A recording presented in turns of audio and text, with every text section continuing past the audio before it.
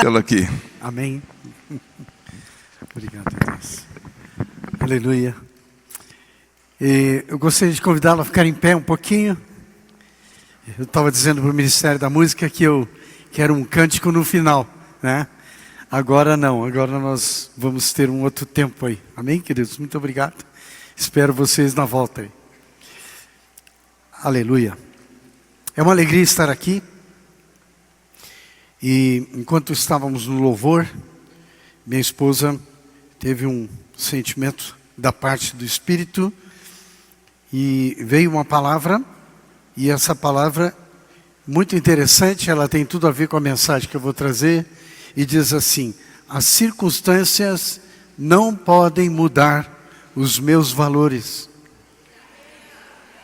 A palavra do Senhor é imutável, não pode ser alterada ao longo do tempo e do lugar.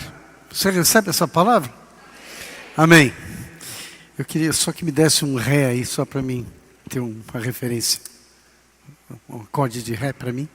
Acorde, ré, D.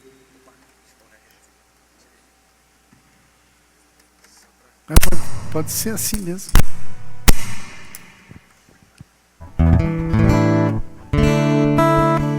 Aleluia. Feche os seus olhos, por gentileza. Quero fazer uma oração cantada. Quando o Senhor restaurou a sorte de Sião, ficamos como quem sonha, e a nossa boca se encheu de riso, e a nossa língua de júbilo.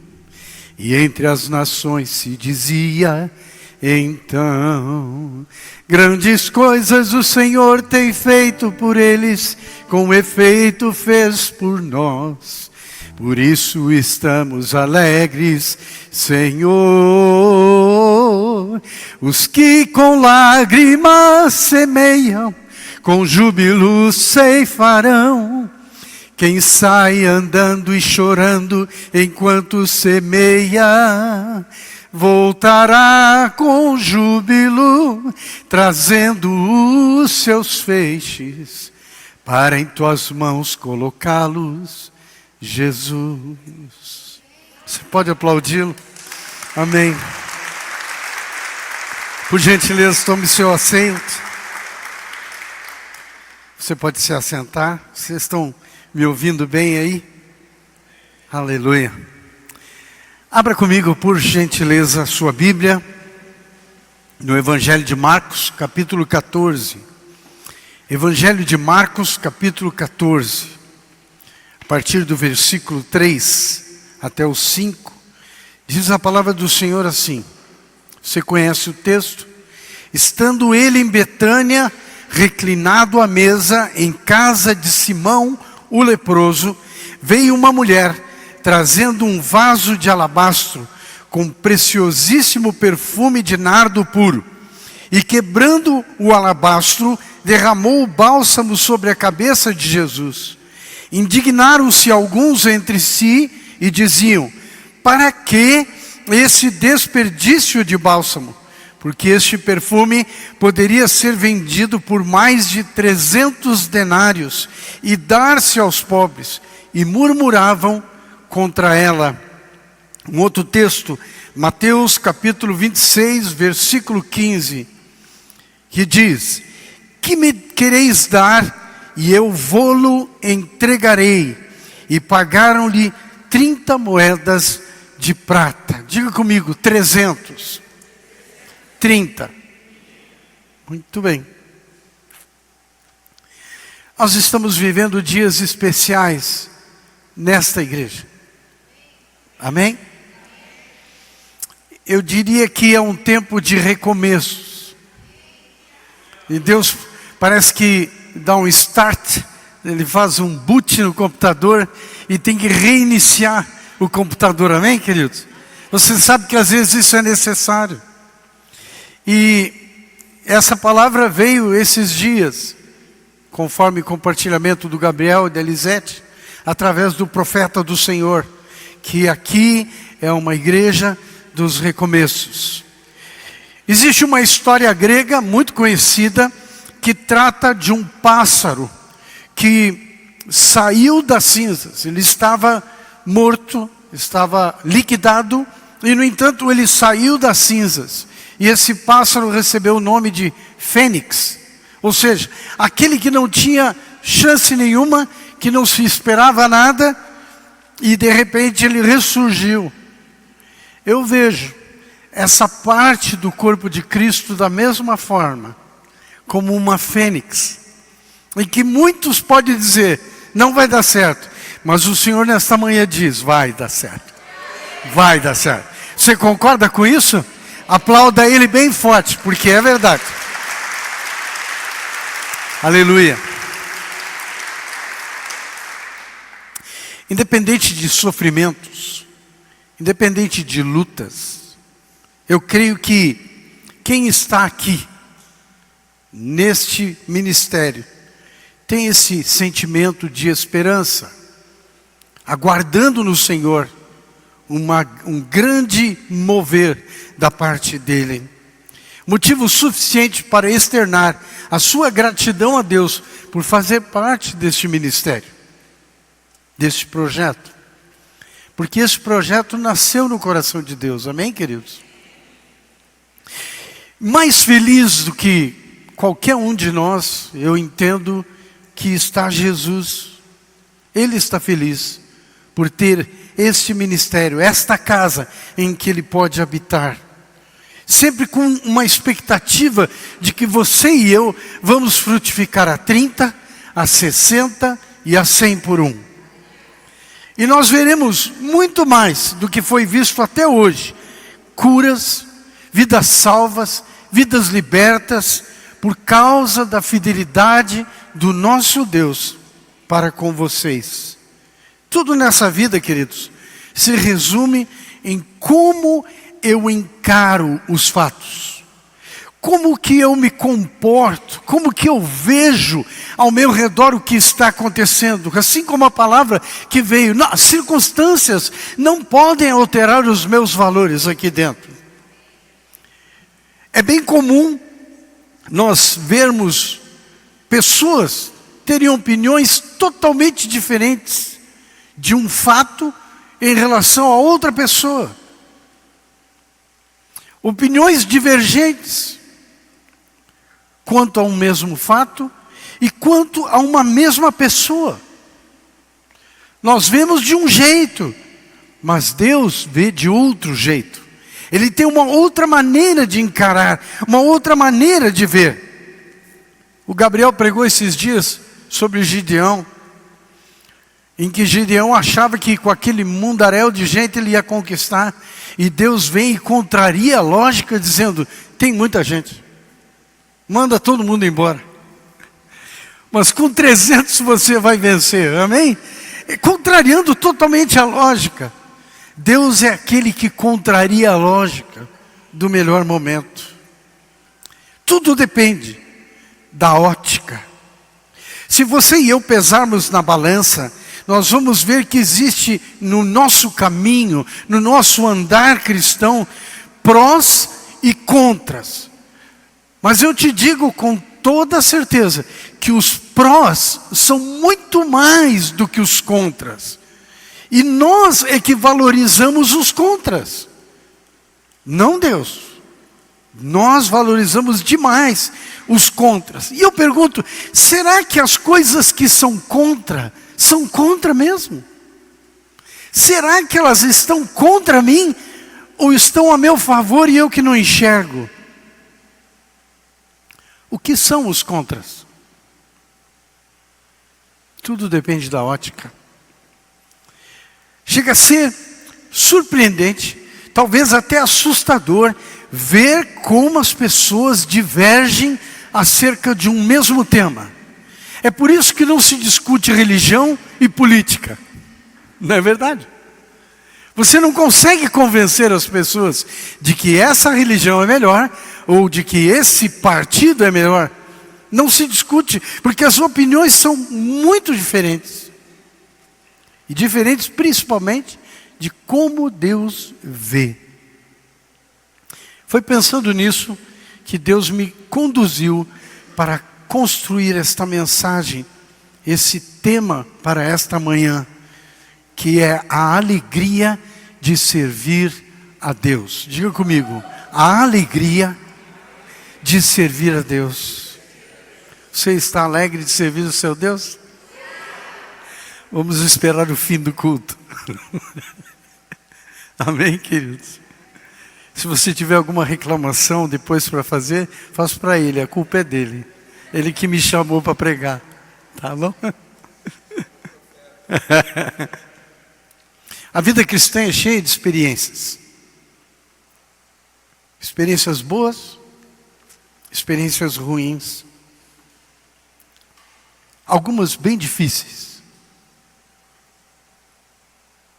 Por quê? Por que que é assim? Por que que nessa vida nós temos coisas boas e coisas ruins para enfrentar? João capítulo 16, versículo 33 responde. Na verdade, quem responde é Jesus. Estas coisas vos tenho dito para que tenhais paz em mim.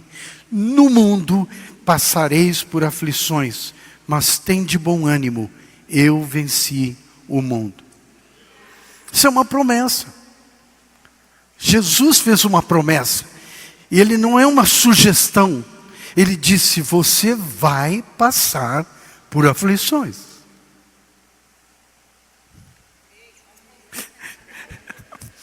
Quantos concordam com essa promessa? Não adianta não pedir. Ele disse, vai acontecer.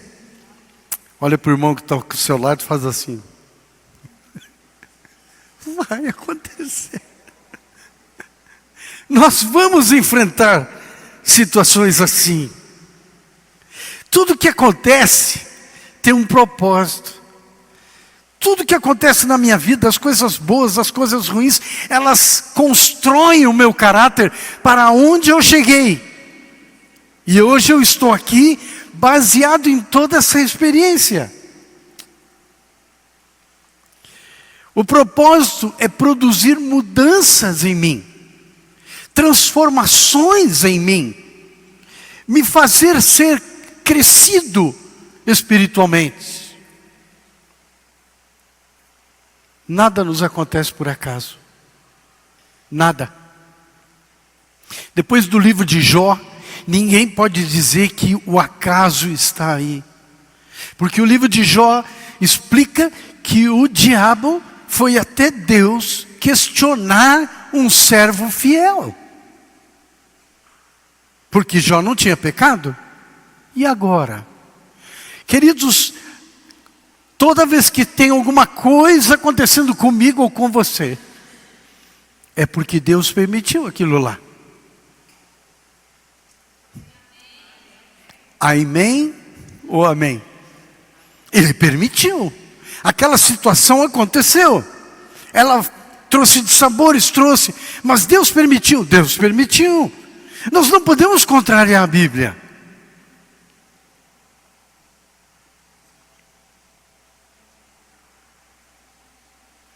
Algumas circunstâncias desagradáveis, elas querem nos fazer entender que precisamos abandonar pecados. Que não podemos mais viver dependentes de um pecado, de bebida, de álcool, de fumo, enfim. Antiga maneira de pensar. É por isso que Paulo nos exorta a uma mudança de mente. Em outras palavras, Paulo diz que você e eu precisamos tirar a nossa mente do meio do caminho e colocar a mente de Cristo, ver como Ele vê, não como eu vejo, porque se eu for ver como eu vejo, eu vou ter uma opinião diferente da Vera, uma opinião diferente do Gabriel, totalmente diferente, cada um vai ter uma opinião. É claro que Deus não quer que viremos robôs, contrário, Ele quer que você e eu sejamos vitoriosos, mais do que vencedores. Só que para isso acontecer, eu preciso pensar como Ele pensa. E para eu pensar como Ele pensa, Ele tem um jeito de fazer as coisas, de construir as coisas. Como? Me fazendo passar por experiências. Diga comigo, experiências.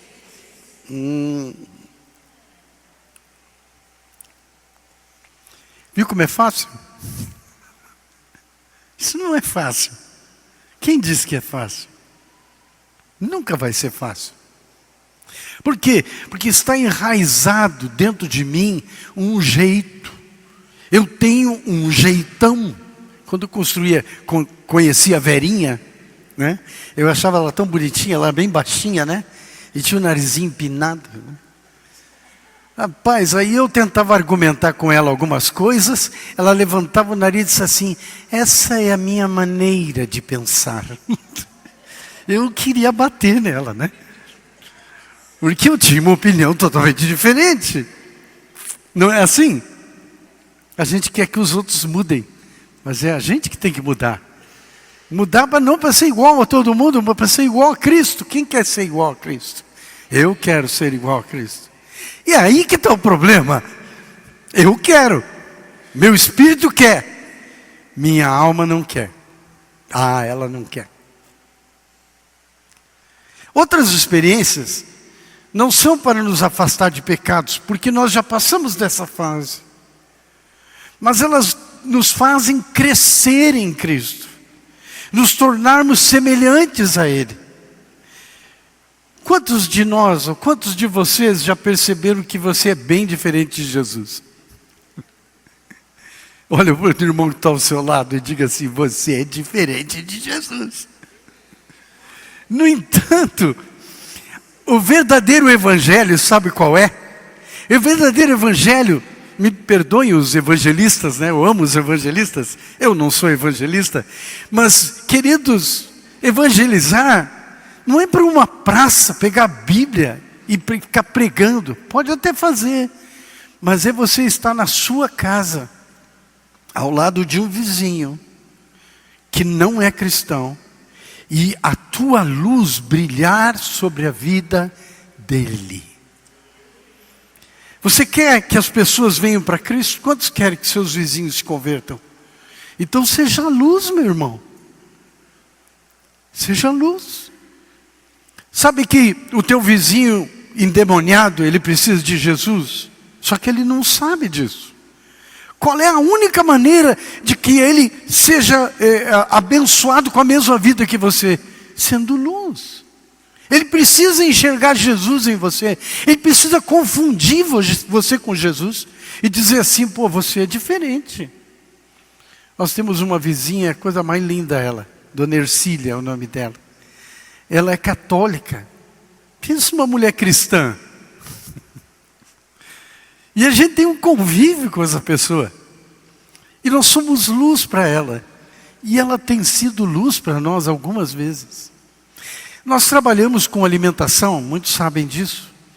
Cara, tem uma coisa deliciosa, é você participar de uma feira gastronômica e as pessoas virem, e elas não conhecem Jesus, e virem e se deliciarem com aquele alimento, e procurarem entender por que é tão bom. E aí você pode testemunhar, porque Jesus é o cozinheiro. É Ele que está no processo. As coisas são abençoadas porque você é abençoado. Então, assim que funciona, ser como Cristo. Martinho Lutero, o primeiro protagonista de avivamento da história, ele tem uma frase muito interessante. Ele diz assim: eu pensei que o velho homem, o meu velho eu, tinha morrido nas águas do batismo, mas eu descobri que o desgraçado sabia nadar. Agora eu tenho que matá-lo todos os dias. Martinho Lutero. Essa é a dura realidade das nossas vidas. Isso aqui é um pano de fundo, é o primeiro ponto dessa mensagem. Mas, se você e eu não vencermos isso, dificilmente nós vamos experimentar uma vida eterna com Cristo. Querido, ser cristão não é participar de igreja. Eu sou cristão, eu vou para o céu porque eu estou na ágape. Você está enganado. Não é assim que funciona. Porque prestação de contas é um dia.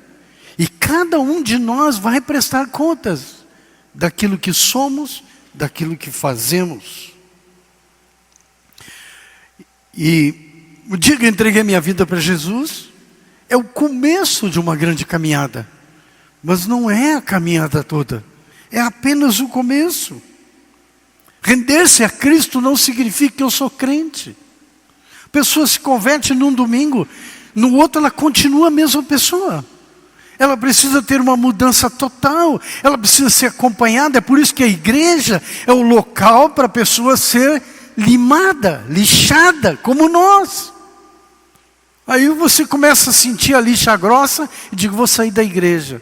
Muito fácil sair da igreja. Aí vai para outra igreja.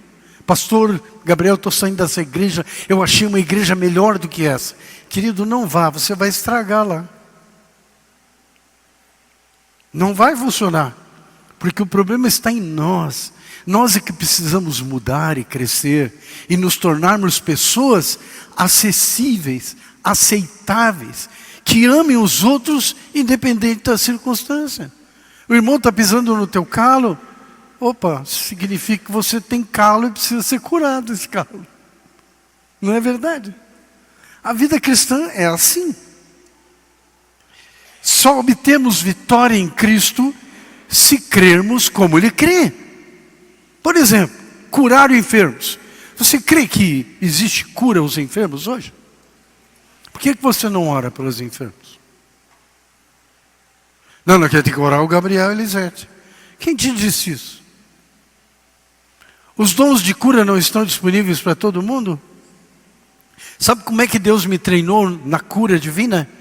E Deus tem nos usado muito para orar por cura. E as pessoas têm sido curadas. Eu oro por mulheres estéreis. Eu quando volto nas igrejas que eu orei, tem uma fila de bebê novo. E eram todas estéreis. Tem algumas que olham para mim e saem correndo. Não sei porquê. Mas queridos, a cura divina não é processada por mim, é processada por Ele. O que eu tenho que fazer? A Bíblia diz que eu devo impor as minhas mãos sobre os enfermos e eles serão curados. Quem vai curar? Jesus vai curar. Como é que Ele fez contigo, Tirso? É simples. Nós estávamos mudando de situação financeira e tudo. Chegou um tempo que não tinha dinheiro nem para comprar remédio e nem pagar médico. Não tinha. A única coisa que a gente tinha era um remédio para febre e um termômetro.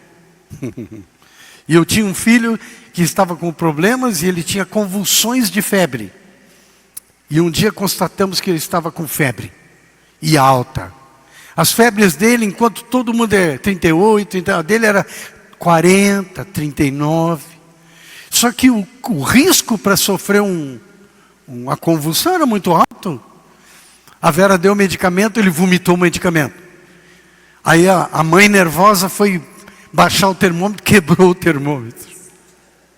Nunca aconteceu com você isso, né? Aí o Espírito Santo falou comigo e disse assim, eu posso curar. Putz.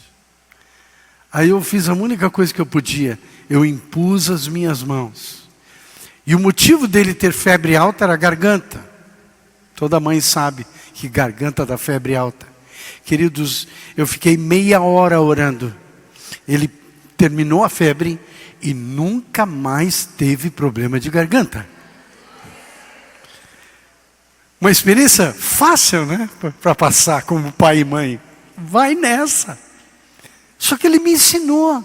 Digo, sou eu que curo. Então vai lá e impõe as tuas mãos sobre os enfermos. Declare. Mas e se não curar? Mas quem que cura é tu? Digo, não. Então qual é o problema?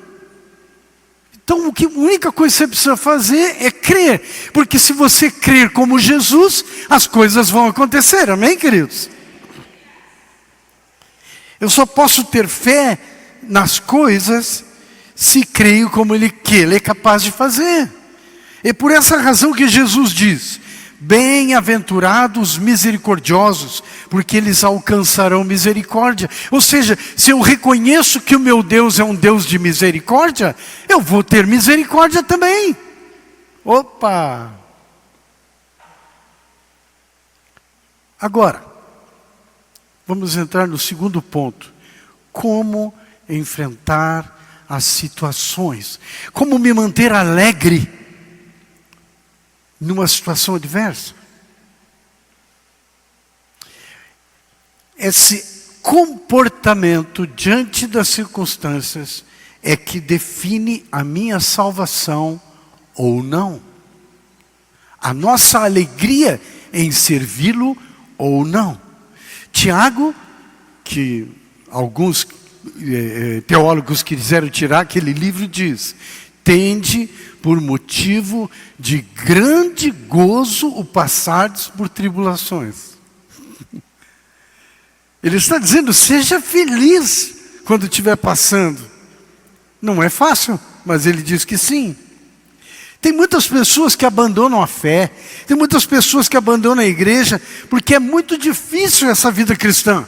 É muito difícil superar obstáculos. Queridos, os obstáculos estão aí, eles estão aí, não vão sair.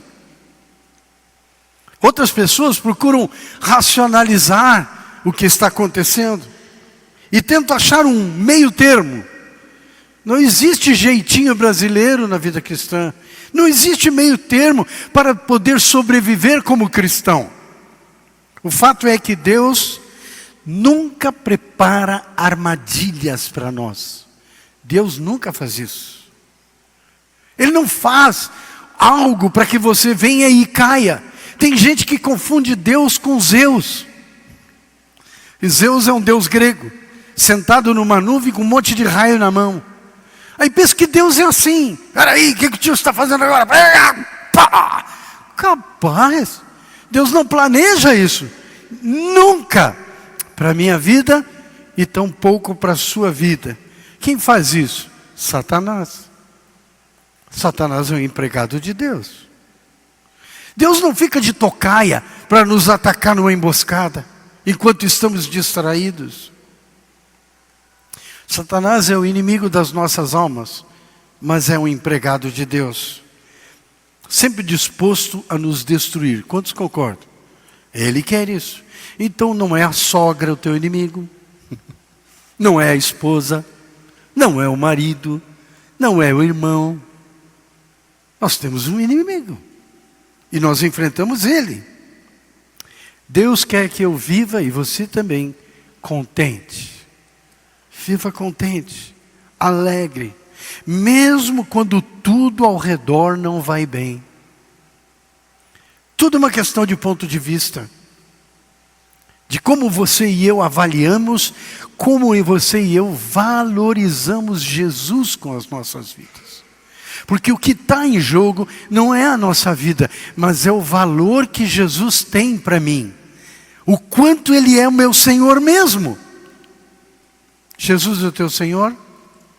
Como que você tem valorizado Ele? Eu não estou aqui pregando a força do pensamento positivo. Longe disso. Ficar pensando só em coisa boa. Algumas seitas ensinam assim, mas não é isso. Mas você precisa encarar as coisas da maneira que são. Se trata de uma experiência pessoal que me faz crescer para buscar ainda mais o meu mestre e ter valor na minha vida. O texto que lemos no começo, o primeiro. Os textos, na verdade, os dois falam de duas pessoas. Diga comigo, duas. E duas pessoas com dois pontos de vista totalmente diferentes acerca de uma pessoa. Jesus de Nazaré. Duas pessoas com pontos de vista totalmente diferentes. O primeiro caso fala de uma mulher que pegou um vaso de alabastro contendo um perfume caríssimo. Queridos,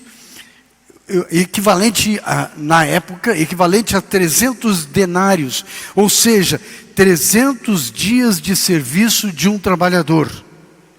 Vamos supor que essa pessoa ganhasse um salário mínimo, R$ 998 por mês. R$ 33,33 por dia. 300 dias de serviço equivalem a R$ 10.000. Quantos querem R$ 10.000? Eu quero, ninguém quer. Eu pensei que era só eu. Esse é o preço do perfume que ela quebrou. 10.000. Ela simplesmente pegou aquele bálsamo que eles se esforçavam para ter, porque era o costume da época embalsamar o morto, ou seja, a pessoa comprava perfume para o seu enterro. Eles achavam isso extraordinário. E ela pega e quebra e unge Jesus com aqueles 10.000. Para ela, Jesus valia muito mais do que tudo na vida. Para ela, ungir a Jesus era a única coisa de bom que ela podia fazer naquela ocasião, por ele. Ela não se importou com o valor. Ela não quis saber quanto que ela estava dispondo daquele perfume tão caro. Jesus valia para ela 10.000. Não é muito, mas para quem não tem nada, 10.000 é importante. O que ela fez foi demonstrar alegria, demonstrar gratidão por poder servi-lo. Queridos, nós estamos aqui, eu cheguei cedo, vi os irmãos preparando a mesa, preparando o louvor. Isso é fazer com alegria. Ninguém está dando nada, nenhum dinheiro. Você se desgasta a sua vida por amor a Ele, sem esperar nada em troca. É para isso que você e eu servimos a Ele. Agora, o servir a Ele não é só no culto. Antes esse, como diz o outro. Mas não é. Você serve a Deus 24 horas por dia. Ou você acha que tempo integral é só para pastor? 24 horas por dia. E aí você precisa valorizar Jesus em cada atitude, em cada situação que se apresenta. Como esta mulher.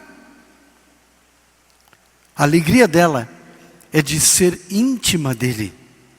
E aquilo aproximou ela ainda mais de Jesus, a ponto de Jesus dizer que o ato dela seria comunicado ao longo da história, sempre citado.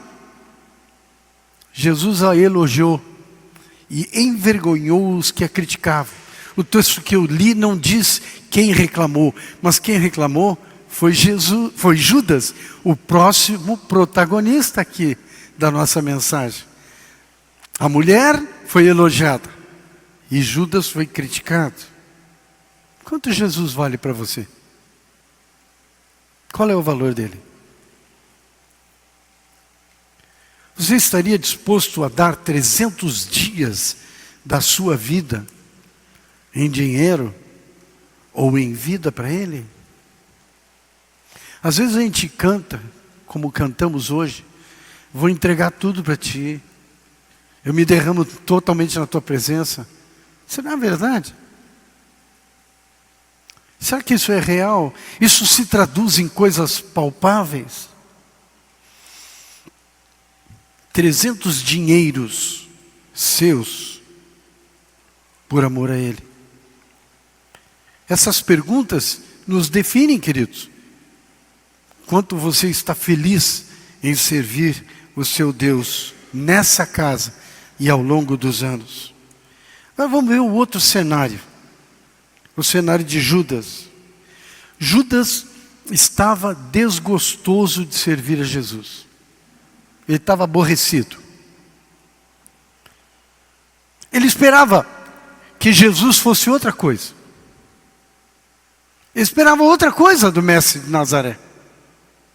Para ele, Jesus não atendeu às suas expectativas.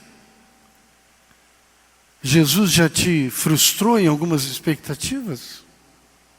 Judas via Jesus como fraco, um líder fraco, e não o general que ele esperava.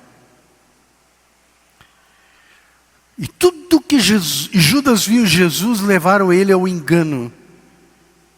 Jesus diz que ele deixou Satanás encher o seu coração de mentiras.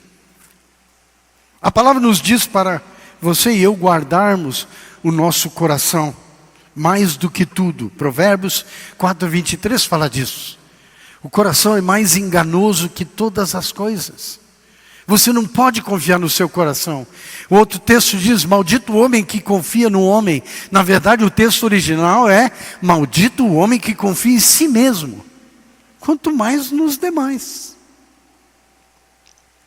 E ao invés de tentar entendê-lo, quem sabe conversando com aqueles que tinham mais fé do que ele, tendo mais intimidade com Jesus, ele passou a questionar Jesus. Esse episódio em que ele critica a mulher é um questionamento. É por isso que eu e você precisamos todos os dias do Espírito Santo, queridos. É Ele que nos diz, está errado. Você já perguntou para o Espírito Santo se você está errado? Eu já. Não é fácil. E ele diz, tá. Quantos já sabem que o Espírito Santo responde? Mas você tem que ter coragem. Olha, Espírito Santo, estou fazendo isso para ti. Eu estou te agradando? Ele vai dizer, não. E aí você vai ficar, não. Não é assim que eu espero de você. E aí, Judas começou a questionar. O Espírito Santo nos conduz à salvação e nos conduz no melhor caminho, caminho que leva à salvação. E Judas não apenas se tornou ganancioso, não apenas se tornou roubador da bolsa, porque ele que cuidava das ofertas. Ele transformou-se em alguém que se achava no direito de fazer isso. Ele deve ter pensado. Ele pensava que era mais inteligente que os outros, os pobres e iletrados pescadores, comandados por um líder sem perspectiva aparente. Muitas pessoas pensam que o evangelho é para os fracos. Não, queridos. O evangelho é para os fortes. Os fortes vencem. Para aqueles que não têm iniciativa, não. É para aqueles que têm iniciativa. O evangelho é para aqueles que precisam de uma tábua para se apoiar no meio de um mar revolto. Não, queridos. O evangelho requer coragem. Para aqueles que querem lutar, que vão à luta. E ao invés de denunciar, nós temos que proteger e temos que valorizar. Esses tempos eu li uma historinha no Face. Uma história verdadeira, verídica. E conta que um professor chegou num casamento e ele viu um rapaz. O rapaz estava casando. Ele foi convidado para aquele casamento. E na verdade é a história de 2 judeus. E no casamento ele abordou o rapaz e disse, você lembra de mim? E ele disse, não estou lembrado. Eu fui seu professor na 3ª série. E eu estive lá e acompanhei você e tal. Ah, eu estou me recordando. O senhor é professor? Pois eu também sou professor, disse o jovem. E na verdade, agora eu me lembro que o que me inspirou a ser professor foi a sua vida. Aí o velho professor ficou assim, é mesmo? Mas o que você viu em mim que você decidiu ser um professor também? Ele disse assim, acontece que naquela época nós éramos muito pobres e ninguém conseguia ter nada. Mas apareceu um menino, um colega de classe, que o pai deu para ele um relógio. O relógio era muito lindo. E eu decidi no meu coração de roubar aquele relógio. E aí o que eu fiz? Numa hora em que ele saiu da carteira, eu sabia onde estava o relógio, eu fui lá, peguei o relógio e coloquei no meu bolso. Imediatamente quando o rapaz voltou ao banco, ele se deu conta que o relógio não estava ali. Aí ele denunciou, professor, roubaram o meu relógio. E aí o professor chegou e disse assim, fiquem em pé todos. Aquele que roubou o relógio, traga o relógio aqui agora. E vamos devolver para o dono. E ele disse com seus botões, eu quero ficar com o relógio. Aí o professor disse assim, então ok. Eu quero que todos vocês virem para a parede. Fiquem de costas para mim. e eu vou revistar um por um, e vou pegar o relógio do bolso de quem roubou. Naquela hora ele começou: agora eu vou passar o maior vexame. Vou passar a maior vergonha. E cada vez que o professor passava por um aluno e chegava mais perto dele, dizia assim: nunca mais vou conseguir me recuperar desse trauma. O professor meteu a mão no bolso dele, tirou o relógio e continuou na fila, até terminar a fila. Depois que ele terminou, ele pegou o relógio, foi lá na frente, pediu que eles se levantassem, chamou o dono do relógio e devolveu o relógio. Não disse quem roubou e nunca mais falou no assunto. O rapaz foi para casa e disse assim: puxa, isso é ser professor. Quando eu crescer, eu quero ser professor também. E ele se esforçou, se formou, se tornou um professor, baseado no caráter daquele professor, velho professor dele. E agora ele está diante desse homem e disse: puxa, que bom vê-lo, Senhor. Eu queria perguntar para o Senhor, por que o Senhor não me denunciou quando achou o relógio? E o professor disse assim: porque eu também fechei os olhos. Eu não quis saber quem roubou. Queridos, sabe qual é a função minha e sua na igreja? Proteger. Proteger. Amparar. A Bíblia diz que você e eu somos colocados lado a lado para amparar. Suportai-vos uns aos outros não é tolerar, é suportar, carregar. Você recebe essa palavra? Então não é para os fracos. Além de enfrentar as minhas lutas, eu tenho que ajudar os meus irmãos. Só que Judas seria ovacionado numa sociedade atual onde os valores estão comprometidos. Como fazem alguns líderes por aí, valorizam o errado, não o certo. Políticos, religiosos, aqueles que não têm escrúpulos. No entanto, Jesus não mudou. Como ele acabou de falar conosco, a minha palavra é imutável.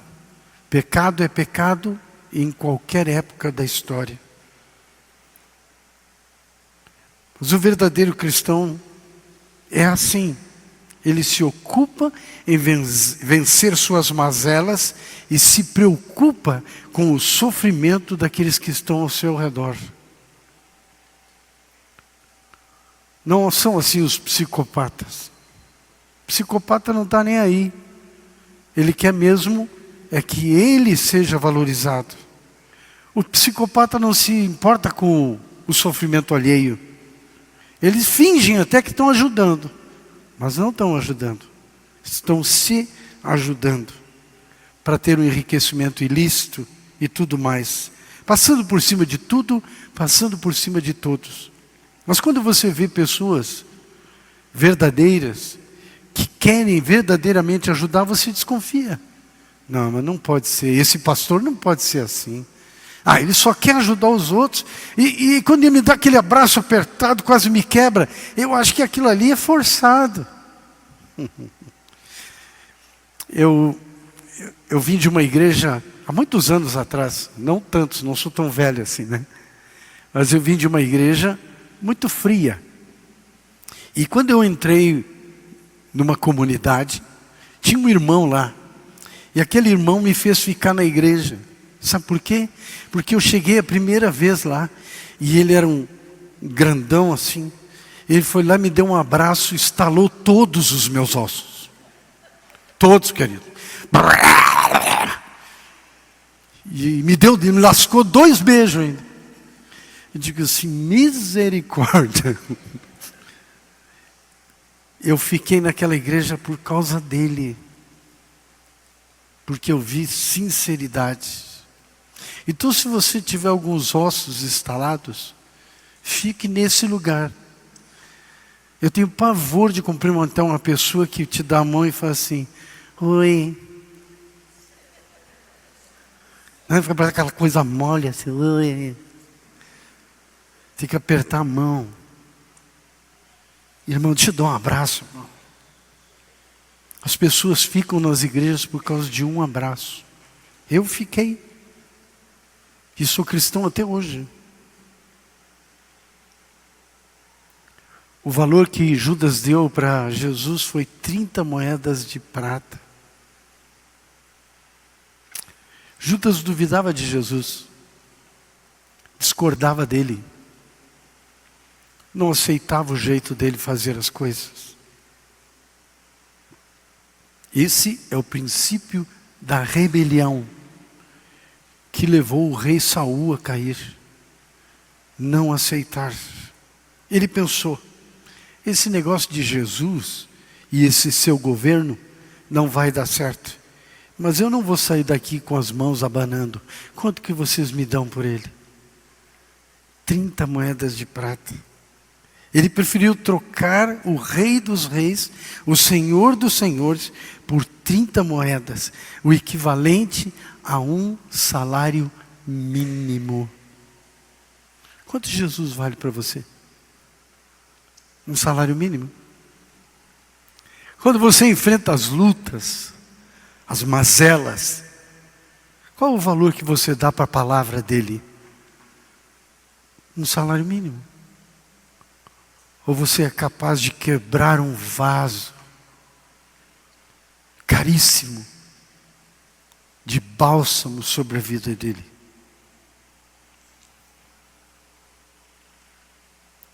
A tristeza de Judas em servir a Deus resultou na sua morte. Suicídio, enforcamento. E com aquele valor da troca, 30 moedas, foi comprado um campo de sangue. Que coisa triste. Amados, para mantermos a integridade, desfrutarmos da alegria de servir ao nosso Deus, de servir ao nosso Jesus que deu seu sangue, a Bíblia deixa um ensino extraordinário. Este ensino, ele invalida toda e qualquer opinião contrária, tudo aquilo que te impede de fluir. Está em Salmos capítulo 1, versículos 1 e 2. Bem-aventurado o homem que não anda no conselho dos ímpios, não se detém no caminho dos pecadores, nem se assenta na roda dos escarnecedores. Antes, o seu prazer está na lei do Senhor, e na sua lei medita de dia e de noite. Quantos concordam com essa palavra? Vamos ficar em pé. Queria saber se os músicos estão aí ainda, se puderem vir. Esta manhã o Espírito Santo diz algo para nós. Valorize o Senhor com a sua vida. Amém? Ame a igreja. Ame a igreja. Cuide dos seus pastores. Queridos, pelo amor de Deus, cuide da vida dos seus pastores. Os 2 últimos anos foram anos muito tristes, de suicídio de pastores. Ficaram com depressão. Pastor é gente, né? Pastor precisa de consolo, de apoio, precisa de amor. Não estou aqui exortando o amor de gato, né? Ficar lambendo o pastor. Isso não serve. Seja de fato amigo deles. Sabe, eu descobri uma coisa. Eu estava numa igreja e eu estava pastoreando essa igreja. E o Espírito Santo colocou algo no meu coração e disse assim: não seja pastor deles, seja amigo. Eu comecei a chamar um por um, dizer: eu não quero ser seu pastor, quero ser o seu amigo. Eles saíram da igreja. Saíram da igreja. Porque eu queria ser amigo deles. Não é interessante? Ame seus pastores. Ame a vida que está ao seu lado. Não apenas sua esposa e seus filhos. Ultrapasse os limites. Vá além. Busque a Deus acima de todas as coisas, mas não esqueça de buscar o seu próximo. Valorize. Quando você valoriza a vida de alguém, você está valorizando Jesus, você sabia? E quando você valoriza Jesus, você valoriza a sua própria vida. A Bíblia diz: alegre-se no Senhor, e Ele satisfará os desejos do teu coração. Enquanto eles se preparam, fecha os seus olhos. Jesus, muito obrigado. Obrigado por esse valor que o Senhor está colocando em nossas vidas nesta manhã. Obrigado por o Senhor nos despertar quanto que o Senhor